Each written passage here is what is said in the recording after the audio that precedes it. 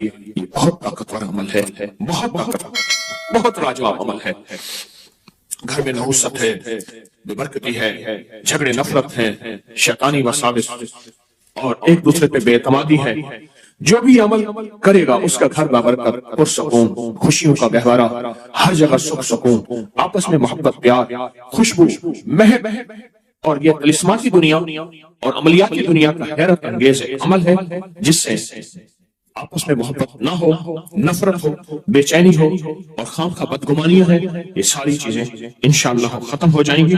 آپ جہاں بیٹھے ہیں پوری دنیا میں، تو کس وقت پوری دنیا ہمارے ساتھ ہے، پوری دنیا میں جہاں بیٹھے ہیں آپ اپنا سر پر اپنے دائیں ہاتھ رکھیں گے، اپنا دائیں ہاتھ الحق والولی، آمین۔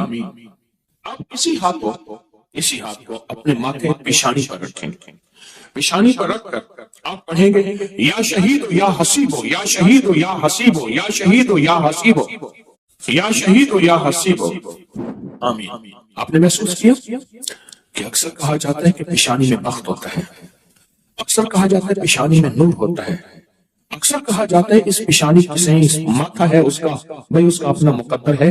یہ جو آپ نے ہاتھ رکھا ہے نا سر پہ، الحق والولی پڑھا ہے، اوپر سے آنے والی رحمتیں، برکتیں، محبتیں آپ کے جسم میں ایسے رگ رگ میں چلی گئی، اور آپ نے جو پیشانی پہ رکھا ہے نا، یہ یا شہید یا حسیب پڑھا ہے، یہ پیشانی کے اوپر بخت، مقدر، برکت جو آپ کو دیکھے، آپ کو محبت، پیار، الفت اور آپ کا احترام، آپ کا وقار، آپ کی شان و شوکت۔ اب تیسرا عمل یہی ہے، گردن کے پیچھے دایاں ہاتھ رکھیں، گردن کے پیچھے دایاں ہاتھ رکھیں اور پڑھیں یا معز یا غالب ہو، یا معز یا غالب ہو، یا معز یا غالب ہو۔ سر جھکا کے گردن کے پیچھے ہاتھ رکھیں اور پڑھیں یا معز یا غالب ہو۔ اس کا معنی ہے اے عزت دینے والے، اے غلبہ دینے والے، مجھے ہر جگہ عزت عطا فرما، یا معز یا غالب ہو، آمین۔ اب یہی دایاں ہاتھ ناف کے اوپر رکھیں گے، ناف کے اوپر رکھیں گے، کیوں؟ اس کی ایک وجہ ہے، اب آپ محسوس کریں ناف کے اوپر یہ دایاں ہاتھ رکھ کے آپ جو الفاظ پڑھ رہے ہیں اس کے معنی میں آپ کہیں گے، آپ حیرت انگیز طور پہ اس کے تجربے دیکھیں گے۔ آپ ناف کے اوپر یہی ہاتھ رکھیں اور پڑھیں یا رقیب ہو یا حاکم ہو، یا رقیب ہو یا حاکم ہو، آمین۔ یہ آپ کے تن من میں سے، آپ کے انگ انگ میں سے بیماریاں، غصے، جذباتی کیفیتیں، گناہ، تکراؤ، نفرتیں، یہ اللہ کا نام نکال رہا ہے۔ آپ کے انگ انگ، آپ کے من میں سے یہ چیزیں نکل رہی ہیں۔ اب یہی ہاتھ اپنے دائیں گھٹنے پر رکھنا ہے، وہیں بیٹھے بیٹھے دائیں گھٹنے پر یہ ہاتھ رکھنا ہے اور پڑھنا ہے یا حافظ ہو یا کریم ہو، یا حافظ ہو یا کریم ہو، آمین۔ آپ کے جسم کے ایک ایک جوڑ جوڑ کے اندر اللہ کا نام پہنچ رہا اور جوڑ جوڑ سے بیماری، دکھ، نفرت، جادو، اثرات نکل رہے ہیں۔ اور ایک بات بتاؤں، آخری عمل کرنے سے پہلے آج کے اس پیکج کا ایک عمل ہے، اس سے پہلے ایک بات بتاؤں، یہ روح کی دنیا، عملیات کی دنیا، یہ وظائف کی دنیا ہم چھوڑ چکے ہیں، اس کے حوالے ہمارے پاس نہیں ہیں، اس کے ثبوت ہمارے پاس نہیں ہے۔ میں جب لاتا ہوں یہ چیزیں تو ناواقفیت کی وجہ سے کہتے ہیں یہ کہاں لکھا ہوا ہے؟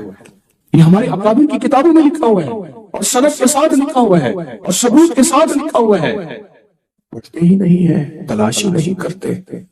میں فقیر آدمی ہوں، سارا دن اپنے بڑوں کی کتابوں سے، یعنی ہماری بڑوں کی کتابوں سے مراد قرآن، حدیث اور اکابر کی جتنی بھی، یہ ہماری اصل پہلی کتاب کیا ہے؟ قرآن ہے، پھر حدیث ہے، اور پھر ہمارے جتنے بھی بڑے ہیں ان کی کتابوں میں یہ عمل موجود ہے، ہمارے بڑوں کی کتابوں میں یہ عمل موجود ہے، اور ایک ایک رگ سے بیماری، دکھ، تکلیف کو نکالتے ہیں۔ اب بائیں گھٹنے پہ ہاتھ رکھیں، سر جھکائیں، ڈوب جائیں اور پڑھیں یا شکور ہو یا فتاح ہو، یا شکور ہو یا فتاح ہو، یا شکور ہو یا فتاح ہو، آمین۔ اب آپ نے دونوں ہاتھ سامنے کرنے ہیں جیسے دعا کے لیے، ان ساری چیزوں کو جو پڑھے پھونک مارے اور اپنے ہاتھ ایسے جھاڑیں جیسے کسی چیز کو جھاڑتے ہیں، اس تصور کے ساتھ سب تکلیفیں، سب بیماریاں، سب علتیں جھڑ گئیں، سب ذلتیں جھڑ گئیں، سب جادو جنات، سب تکلیفیں، سارے حالات، ساری تختیاں جھڑ گئیں، ساری پریشانیاں جھڑ گئیں۔ آپ نے ہاتھوں کو جھاڑ لیا، الحمدللہ، اللہم لک الحمد ولک الشکر، بہت طاقتور عمل کر لیا، بہت طاقتور عمل کر لیا۔ اور جو عمل اجتماعی کیا جائے اس میں کوئی رونے والا، کوئی دھونے والا، کوئی ولی، کوئی غوث، کوئی قطب، کوئی ابدال، کوئی اللہ کا پہنچا ہوا، کوئی ہستی، اس کی قبول تو سب کا قبول۔ موت کے وقت اس کو شربت پلایا جائے گا۔ میں کہ اگر یہ لوگ رجب میں ایک روزہ بھی رکھ لیتے کہ قیامت ہوگی تو پکار مچے گی، رجب کے ماننے والے کہاں ہیں؟ اور آقا نے فرمایا جنت میں ایک محل ہے، اس میں سوائے رجب میں روزہ رکھنے والے کے کوئی داخل نہیں ہوگا۔ اور آپ نے فرمایا جنت میں ایک نہر ہے، اس نہر کا نام رجب ہے، اس کا پانی دودھ سے زیادہ سفید ہے اور برف سے زیادہ ٹھنڈا ہے اور شہد سے زیادہ میٹھا ہے، اور جو رجب میں چاہے ایک روزہ بھی رکھ لے اللہ اس نہر کا پانی اسے پلائے گا۔ یہ غصے کو ٹھنڈا کرنے والی چیزیں بتا رہا ہوں۔ ابو درداء رضی اللہ تعالیٰ عنہ نبی کریم صلی اللہ تعالیٰ علیہ وسلم کا ارشاد، جو رجب میں ایک روزہ رکھے اور اس نے اپنی تمام عمر روزے رکھے، چاہے تمام عمر روزے رکھے اور شب بیداری کرے، اللہ کی عبادت گزاری، اگر اس نے رجب میں ایک روزہ رکھ لیا آسمان سے ندا کی جاتی ہے، اے اللہ کے ولی امت عظمیٰ کی خوشخبری سن، موت کے وقت اس کو شربت پلایا جائے گا، جنت کا شربت پلایا جائے گا، سیراب مرے گا، قبر میں سیراب حاصل ہوگا اور اس سے سیراب نکلے گا، قبر کی پیاس سختی سے بچ جائے گا، موت کی پیاس اور سختی سے بچ جائے گا۔ اور یہ فرمایا یہ کرامت صرف آقا کی امت کو ملی ہے۔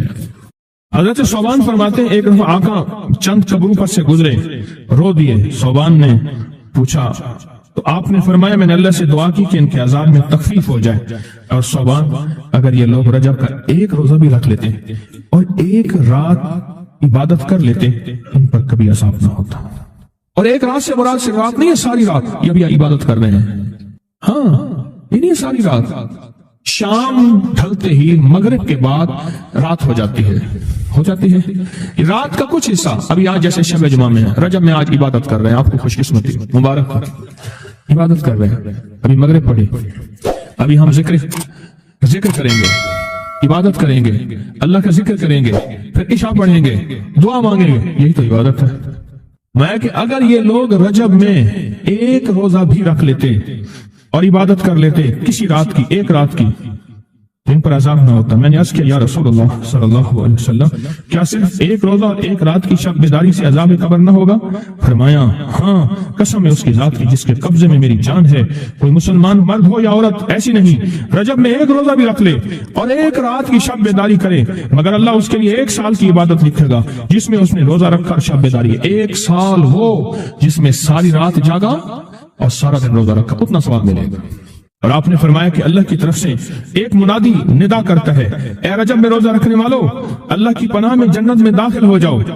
اور ہاں فرمایا کہ قیامت ہوگی تو پکار مچے گی، رجب کے ماننے والے کہاں ہیں؟ اس وقت حجاب کے اندر سے ایک نور نکلے گا جس کے پیچھے سے جبرائیل، میکائیل، اسرافیل ہوں گے، یہاں تک کہ رجب کے ماننے والے اس نور سے گزر کر پہنچ جائیں گے جو ان کے لیے تیار کیا ہوگا اور اللہ کو سجدہ کریں گے۔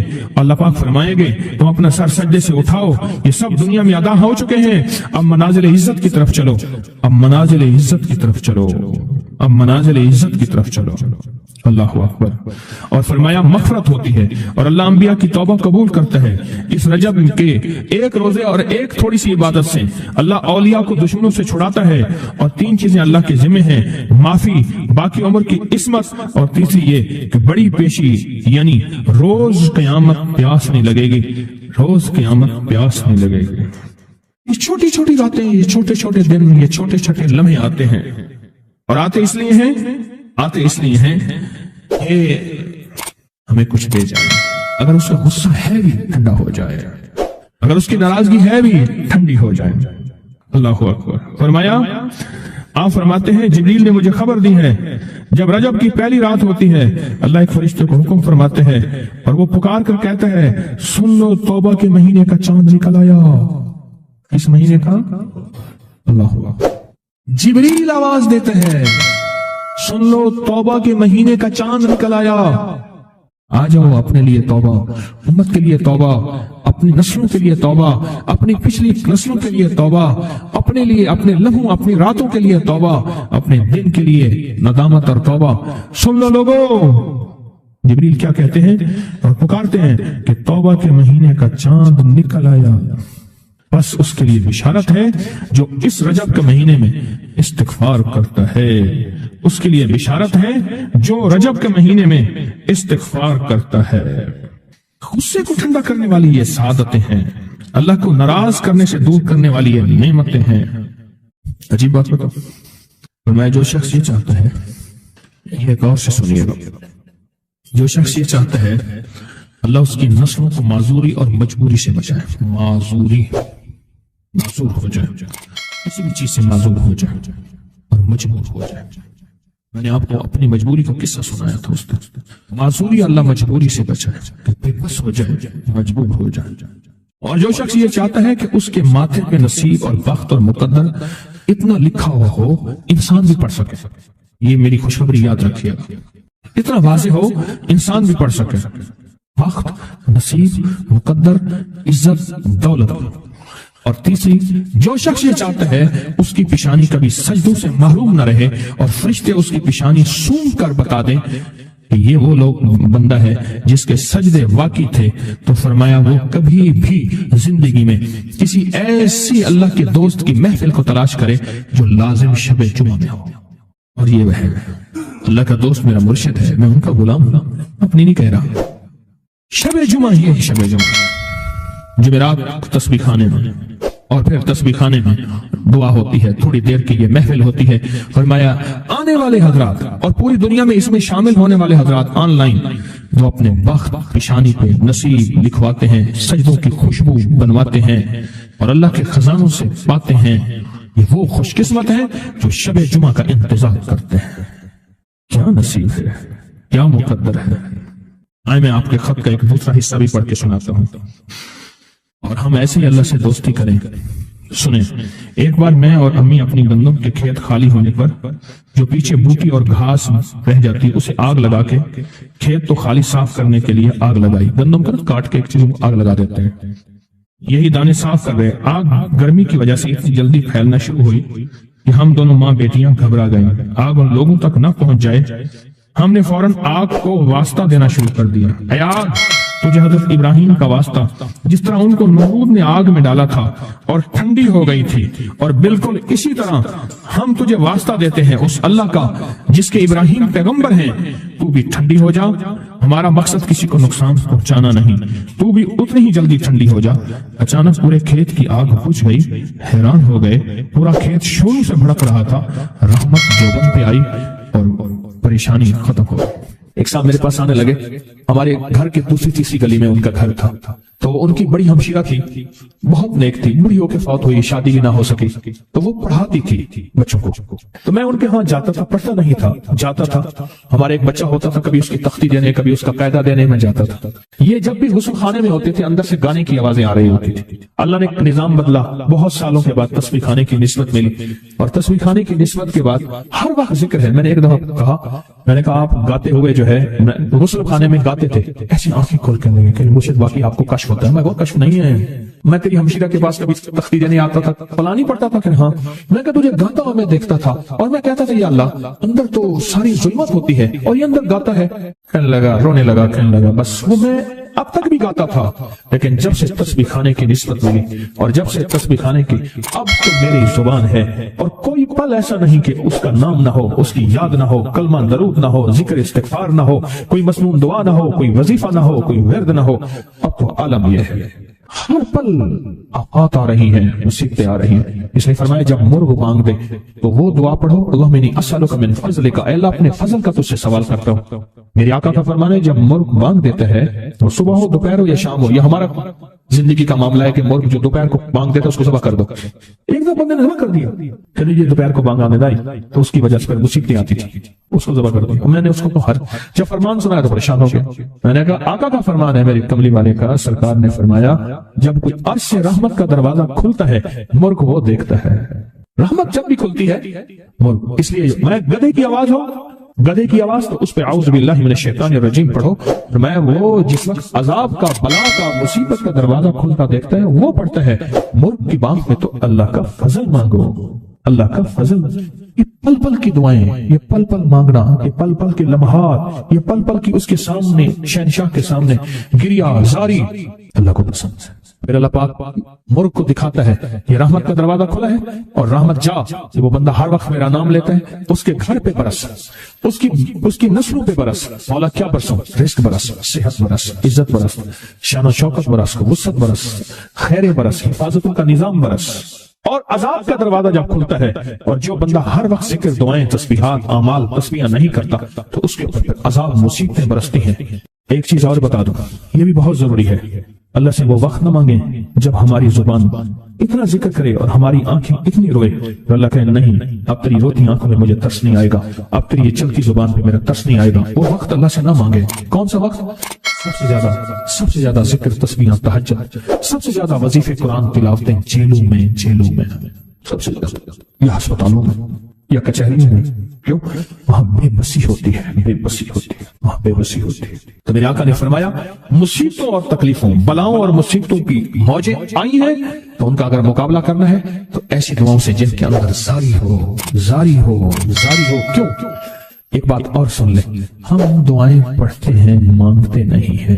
ہم دعائیں پڑھتے ہیں، دعاؤں کا مانگنا دل کی گہرائیوں سے، اندر کے درد سے۔ وہ تیری جو بھی زبان ہے، ہندی ہے، سندھی ہے، وہ دنیا کی کوئی بھی زبان ہے، اس زبان کو رب جانے، رب کے فرشتے جانے، اور اللہ اس پہ مہریں لگاتا ہے۔ دعاؤں کے ساتھ زاری کو جوڑے، ایک درویش تھے، لوگوں کو اللہ سکھاتے تھے۔ ایک جنگل میں جا رہے تھے سفر میں کہیں، تو ایک جگہ جو ہے رات پڑ گئی، ایک درخت کے نیچے قیام کیا۔ جب قیام کیا تو رات کو آنکھ کھلی تو سنا کہ دو بندے آپس میں باتیں کر رہے ہیں، آنکھیں بند ہیں، کان کھلے ہیں، یعنی نیند کھلی ہوئی ہے۔ جاگتے میں آواز آئی، ایک بندہ کہنے لگا اس کو ہم چھیڑیں، تنگ کریں، یعنی کسی بیماری میں، کسی دکھ میں، کسی تکلیف میں، کسی مشکل میں، کسی پریشانی میں، کسی ناکامی میں، کسی الجھن میں اس کو مبتلا کریں۔ دوسرا کہنے لگا چھوڑ، تجھے اس نے کیا کہا ہے، تو اس کو کیوں تنگ کرتا ہے؟ نہ میں اس کو تنگ کروں گا۔ ایسے قوم جاتے جاتے کسی کو انگلی لگا دی، کسی کے آگے پاؤں کر دیا، پاؤں کے بل گر گیا۔ کوئی کیا کر رہا ہے؟ بعض لوگوں کا مزاج ہوتا ہے، یہ لوگوں کے مزاج میں کمی ہے، شیاطین کا مزاج ہی یہی ہے، اس لیے جو اس مزاج کا بندہ اس کو شیطان کہتے ہیں۔ ہاں، عمومی معاشرے میں نا بڑا شیطان آدمی، اس کا کام لوگوں کو تکلیف دینا ہے، تو اس نے کہا اس کو تکلیف نہ دے۔ اچھا یہ سن رہا ہے، اس نے کیا کیا؟ دل ہی دل میں شاہد اللہ انہ لا الہ الا، یہ قرآن پاک کی دو آیتیں بغیر حساب تک انمول خزانے میں، قرآن پاک کی آیت ہے کہ اس نے دل ہی دل میں پڑھ لی، بس ایک دفعہ پڑھ لی دل ہی دل میں۔ جب دل ہی دل میں اس نے پڑھ لی، دل ہی دل میں اس نے پڑھ لی۔ اب دوسرا کہتا ہے جو نیک تھا، شریف تھا، ایک شریف تھا، انہوں نے کہا اب بتا، تیری اور میری ذمہ داری ڈیوٹی لگ گئی ہے، صبح تک کسی حفاظت کرے۔ تجھے کہا تھا نہ چھیڑے اس کو، اب تیری میری ذمہ داری لگ گئی ہے کہ صبح تک اس کی حفاظت کرے۔ اس نے کیا کیا؟ بے بس تھا۔ دو جنات ہیں، ایک شریف ہے، ایک شریر ہے، اور مجھے تکلیف دینا چاہتے ہیں، کیا کرے؟ اس نے فوراً اس ہستی کو پکارا جس نے کہا تھا اماں، اس نے فوراً اس ہستی کو پکارا جس کے ہاتھ میں کائنات کے سارے راز، طاقتیں، قوتیں ہیں۔ اس ہستی نے کیا کیا؟ اب ان کی ڈیوٹی لگا دے، اب ان کی ذمہ داری لگا دے کہ صبح تک اس کی حفاظت کریں جب تک وہ نہ جاگے۔ پہلے دن سے ہمارے ساتھ دشمنی کا فیصلہ ہے، پہلے دن سے ہمارے ساتھ دشمنی کا فیصلہ ہے، پہلے دن سے، اور وہ فیصلہ ہو کے رہا ہے، اور اس کی وجہ سے ہم تکلیفوں، پریشانیوں، نقصانوں اور مسائل میں چلے آ رہے ہیں۔ اب اس کا تحفظ کیا ہے؟ اس کی حفاظت کیا ہے؟ کیا کریں؟ ایک خود لڑیں، ہواؤں سے لڑنا۔ ہمارے یہاں ایک مائی تھی، اس کا بیٹا تھا، کہنے لگا میرا پتر ہر وقت ہوائی نہ لڑ دے، ہر بندے سے لڑتا ہے، ہواؤں سے بھی لڑتا ہے سارا دن، تو ہوا سے کون لڑے گا؟ ہم خود کہتے ہیں ہوائی چیزیں، جنات کا نام ہم نے ہوائی چیزیں بھی رکھا ہوا ہے، ایسی چیزیں جو ہوا کے جھونکے کی طرح نظر نہیں آتی۔ ہمارے معاشرے میں جنات کو ہوائی چیزیں بھی، اوپر کی چیزیں بھی کہا جاتا ہے، ہوائی چیزیں بھی کہا جاتا ہے۔ ہوا سے کون لڑ سکتا ہے؟ بے بس ہیں ہم، بے بس ہیں، ہم نہیں لڑ سکتے۔ ایسی طاقت کو لے آئے، ایسی طاقت کو لے آئے جو لڑ سکتی ہے، اور وہ اللہ ہے، اور اس کی طاقت ہے، اور اس کی قوت ہے، اور اس کا 100% جمال ہے، جلال ہے، عزت ہے، عظمت ہے، وقار ہے، شان و شوکت ہے۔ وہ طاقت ہے جو لڑ سکتی ہے، کوئی نہیں لڑ سکتا۔ یاد رکھنا، جنات شیاطین سے کوئی نہیں لڑ سکتا۔ میری بھی زندگی گزری ہے روحانیت کی دنیا میں طالب علم کی حیثیت سے، وہ جن تابع وغیرہ نہیں ہے، لیکن ان سے لڑ کوئی نہیں سکتا۔ اگر اللہ کی مدد ساتھ نہیں ہے اور اللہ کے نام کی طاقت اور ڈھال ساتھ نہیں ہے، ان سے کوئی نہیں لڑ سکتا۔ اور نہ لڑنے کی کوشش کرنا. اللہ کی مدد. یہ آیت الکرسی کیا ہے؟ یہ ساری اللہ کی مدد ہے, اللہ کی منت اور خوشامد ہے. ترجمہ اٹھا کے دیکھ. یہ آیت الکرسی ساری میری اللہ کی منت اور خوشامد ہے. اللہ لا الہ الا هو الحی القیوم. مولا تیرے علاوہ ہے ہی کوئی نہیں. لا الہ الا الحی, تو ہمیشہ زندہ ہے, موت نہیں. القیوم, سب مٹ جائیں گے تو قائم ہے. لا تاخذہ سنہ, اے مولا تو وہ ہستی ہے جسے نہ نیند آئے نہ اونگ آئے. ولا نوم, لہو ما فی السماوات و ما فی الارض, ساری کائنات, ساری زمینیں, سارے آسمان مولا تیرے ہی ہیں, حکومت تیرے پاس ہے. من ذا الذی یشفع عندہ الا بہ, کون ہے جو سفارش کرے, تیرا امر ہوگا تو سفارش ہوگی. تیری حکومت طاقت کے سامنے کوئی بندہ نہ ہل سکے, نہ آنکھ اٹھا سکے. یا لہ ما بین ایدیہم وما خلفہم, تمہارا پچھلا ڈیٹا بھی جانتا ہے, تمہارا اگلا ڈیٹا بھی جانتا ہے. ہماری پچھلی کیمرے کی ساری ریکارڈنگ تیرے پاس ہے, ہماری اندھیرے اجالے تیرے پاس ہیں, ہماری صبح شامیں تیرے پاس ہیں, ہمارے دل کے تصورات تیرے پاس ہیں, دل کی سوچیں اور خیالات تیرے پاس ہیں. ولا یحیطون بشیء, اور تیری طاقت ہر کسی پہ غالب ہے, احاطہ کیا ہوا ہے. الا بما من علم, الا بس تیرے علم ہے. وسع کرسی, کرسی بڑی وسیع ہے, تیرا اقتدار بڑا وسیع ہے, تیری حکومت بڑی وسیع ہے. تیرے پاس کئی سکندر آئے اور گئے, کئی سکندر آئے اور گئے. میں خوارزم میں گیا, وہاں بخارا سے آگے, بہت آگے, وہاں کا سفر تھا جہاز کا, بہت آگے, وہاں کئی میلوں میل. وہاں ایک شہر تھا, اس کا نام تھا نوراتا. شیخ ابوالحسن نوری رحمت اللہ علیہ, ہماری بڑوں کی کتابوں میں ان کے تذکرے آتے ہیں. ان کا وہاں مزار تھا, اور لوگ ان کے ہاں آ کے 9 راتیں گزارتے تھے, اور وہ اللہ اللہ سکھاتے تھے. یہ بڑوں کے ہوتے تھے. جیسے سال کے بعد, یہ بھی آج راز بتا دوں, سال کے بعد بزرگ ہر کونے, ہر کریے, ہر گوشے میں نکل جاتے تھے, لوگوں کو اللہ اللہ سکھاتے تھے. ایک جگہ مخصوص ہوتی تھی, مرشد کا آستانہ. سال کے بعد وہیں جمع ہوتے تھے اور ایک دوسرے سے ملتے تھے, میل جول ہوتا تھا. اس میل جول کا نام ہے میلہ. ملنا, میل جول. اب وہ میلہ بنتے بنتے کہاں نکل گئے. میلے کا نام آتے ہی فوراً سر کے ساتھ ہی, حالانکہ میلہ کیا تھا, ملتے تھے.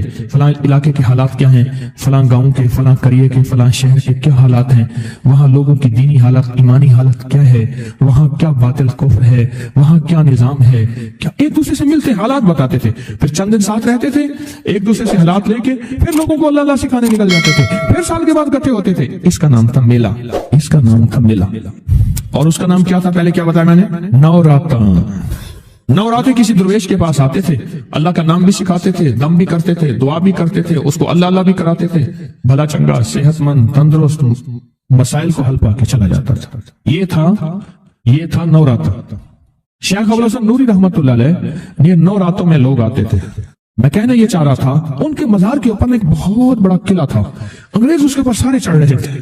اونچا قلعہ تھا. میں نے اگلا سفر کرنا تھا, میں قلعے میں نہ گیا. میں نے کہا کس کا ہے, اس نے کہا سکندر اعظم کا قلعہ ہے. آج سے کئی ہزار سال پہلے اس نے یہ قلعے بنائے تھے. اس کی کرسیاں تھیں, ایک میرے رب کی کرسی ہے, وسیع کرسی, وسیع کرسی. سکندر کے قلعے ہیں. سکندر کہاں آیا, نہ گورے سکندر نہ رہی قبر دارا, نہ گورے سکندر نہ رہی قبر دارا. مٹے نامیوں کے نشان کیسے کیسے, زمین کھا گئی آسمان کیسے کیسے. نہ گل ہے, نہ گنچے, نہ بوٹے, نہ پتے, ہوئے باغ نظرے خزاں کیسے کیسے. ہر ایک دل پہ ہے داغ ناکامیوں کے, نشان دے گیا بے نشان کیسے کیسے. اس کی کرسی ہے. کہتے میں نے آیت الکرسی پڑھی ہے, آیت الکرسی پڑھی تھی, میں دیکھو میری کیا مدد ہوئی. آیت الکرسی پڑھی تھی, دیکھو میری کیا حفاظت ہوئی. بس آیت الکرسی پڑھنی تھی, وہ چیز یوں چلی گئی. اب اپنا واقعہ سناتے. وہ آیت الکرسی بنیادی طور پہ میرے رب کی ساری منت اور خوشامد ہے. وَهُوَ الْعَلِيُّ الْعَزِيزُ, مولا تیرا علو العظم, عظمتیں اور تیری کبریائیاں میں بیان نہیں کر سکتا. یہاں بندہ آ کے نا ایسے حاجز آ کے ہاتھ مان جاتا ہے کہ بس میری بس ہو گئی.